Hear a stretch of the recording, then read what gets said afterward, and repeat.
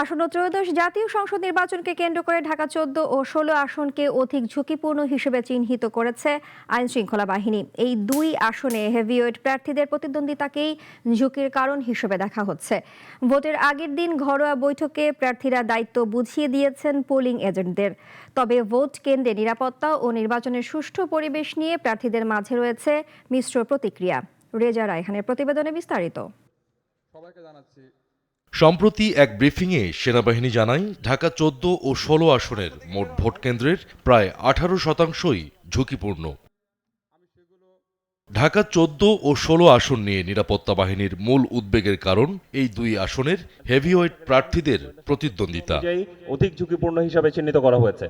মিরপুর, শাহালী ও দারুসালাম এলাকা নিয়ে গঠিত ঢাকা 14 আসনে বিএনপির সানজিদা ইসলাম তুলির মূল প্রতিদ্বন্দ্বী জামায়াতের মীর আহমদ বিন কাশেম। এছাড়া স্বতন্ত্র প্রার্থী হয়েও ভোটের লড়াইয়ে এগিয়ে বিএনপির বিদ্রোহী প্রার্থী সৈয়দ আবু বক্কর সিদ্দিক সাজু।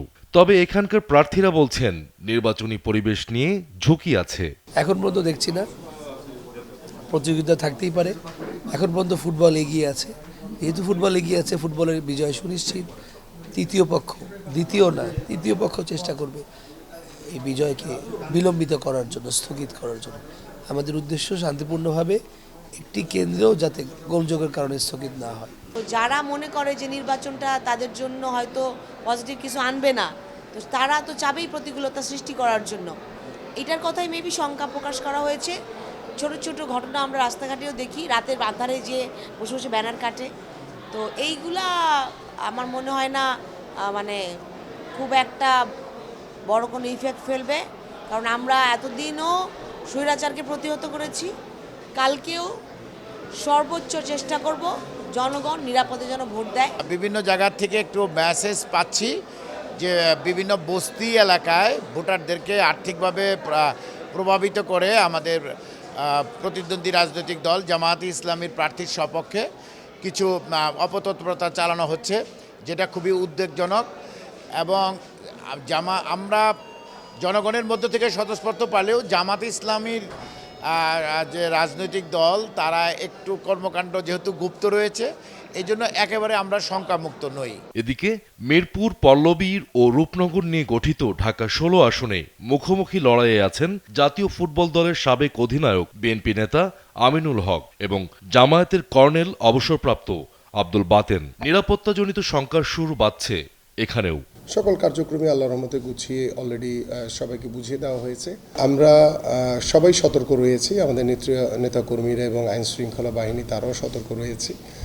পাশাপাশি আমরা দেখতে পাচ্ছি যে জামাতের যে কিছু গুপ্ত সংগঠন গুপ্তভাবে তারা বিভিন্ন জায়গায় বিশৃঙ্খলা করার চেষ্টা করছে। বিভিন্ন অনৈতিক কর্মকাণ্ডর কিছু ভিডিও ফুটেজ ইতিমধ্যে আপনাদের সামাজিক যোগাযোগ মাধ্যমে মিডিয়াতে আসছে, এবং এটি শুধু এক জায়গায় না, এটা সব জায়গাতেই তারা গোপনে করার চেষ্টা করছে।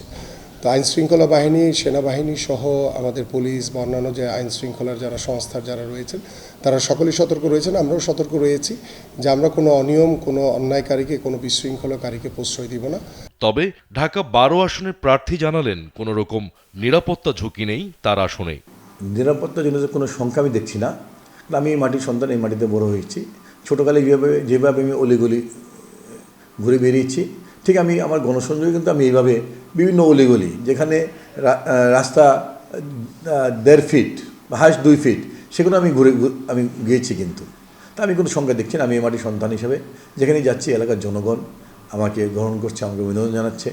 আমি বিশ্বাস করি যে আগামী নির্বাচনে এই এলাকার জনগণ দলমত নির্বিশেষে আমি এলাকার সন্তান হিসেবে আমাকে ফুটবল প্রতীকে ভোট দিয়ে ইনশাল্লাহ জয়যুক্ত করবেন। ভোটারদের নির্বিঘ্নে ভোটকেন্দ্রে আসা যাওয়া নিশ্চিত করতে সর্বোচ্চ প্রস্তুতির কথা জানিয়েছে আইন শৃঙ্খলা বাহিনী। রেজা রায়হান, নাগরিক, ঢাকা।